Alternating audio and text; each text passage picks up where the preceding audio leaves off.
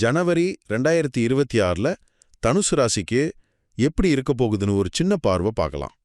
இந்த மாசம் உங்களுக்கு ரொம்பவே நல்லா இருக்க போகுது. சரி, இதுல நம்ம கவனிக்க வேண்டிய 3 முக்கியமான விஷயங்கள் என்னென்னு பார்க்கலாம். முதல்ல, உங்க தொழில் மற்றும் வருமானம்.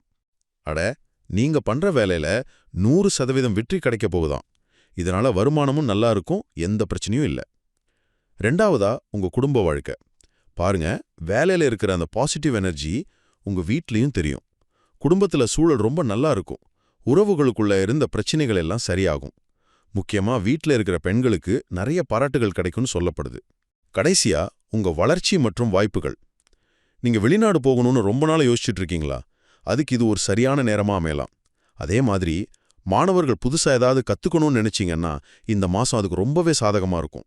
சுருக்கமா சொல்லணும்னா, ஜனவரி 2026 தனுசு ராசிக்காரங்களுக்கு தொழில், குடும்பம், தனிப்பட்ட வளர்ச்சின்னு எல்லா விதத்திலையும் பல நல்ல வாய்ப்புகளை கொண்டு வருது.